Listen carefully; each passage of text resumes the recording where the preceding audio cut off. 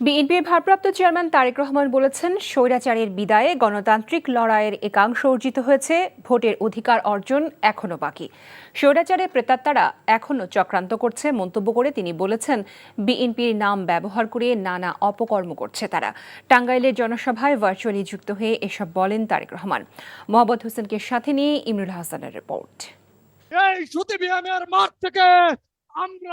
সাবেক প্রতিমন্ত্রী ও বিএনপির ভাইস চেয়ারম্যান আব্দুস সালাম পিন্টুর মুক্তির দাবিতে টাঙ্গাইলের গোপালপুরে বিএনপির এই সমাবেশ।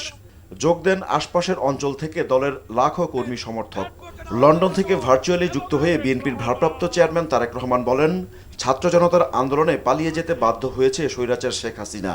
গণ অভ্যুত্থানে অর্জিত বিজয়কে সুসংহত করতে জনগণের সরকার প্রয়োজন বলে মন্তব্য করেন তিনি। যে আন্দোলনের মাধ্যমে স্বৈরাচারকে বিদায় করেছি আমরা, এই বিদায়ের মাধ্যমে আমরা গণতান্ত্রিক যে বিজয় তার একটি অংশ আমরা অর্জন করেছি। কিন্তু আমাদের যে মূল লক্ষ্য জনগণের ভোট, শেখ হাসিনার ভোট নয়, স্বৈরাচার এরশাদের ভোট নয়। যেই ভোট যুদ্ধের জন্য, যে গণতান্ত্রিক অধিকার রক্ষার জন্য বিএনপি জনগণকে সাথে নিয়ে বছরের পর বছর আন্দোলন সংগ্রাম করেছে, আমাদের সেই লক্ষ্য অর্জন করতে হবে।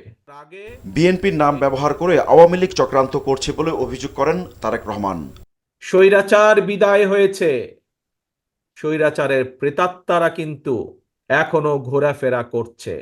তারা আপনাদের এই প্রিয় দল, বাংলাদেশের মানুষের প্রিয় দল, এই দলের নাম ব্যবহার করে অনেকে বিভিন্ন রকম অনৈতিক কাজের সাথে সম্পৃক্ত হয়েছে। পরিষ্কারভাবে আমি জানিয়ে দিতে চাই, এই ষড়যন্ত্র করে কোনো লাভ হবে না। বাংলাদেশের গণতান্ত্রিক আমি মানুষ এবং শহীদ জিয়া, খালেদা জিয়ার প্রকৃত সৈনিক যারা, তারা এই ব্যাপারে প্রতিবাদ প্রতিরোধ গড়ে তুলবে এবং যে কোনোভাবেই এই ষড়যন্ত্রের দাঁত ভাঙা জবাব তারা দিবে।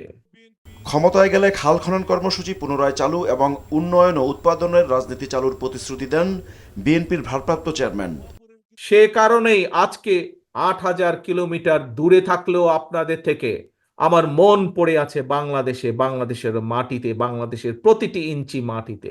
আমি চেষ্টা করছি বাংলাদেশের কোন অঞ্চলে কোন সম্ভাবনা আছে, যেই সম্ভাবনাকে কাজে লাগালে, যেই সম্ভাবনার দ্বারকে উন্মোচন করতে পারলে বাংলাদেশের মানুষের ভাগ্যের পরিবর্তন করা সম্ভব।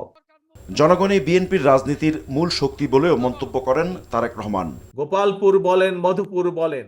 Imrul Hasan, NTV news, Dhaka. সেই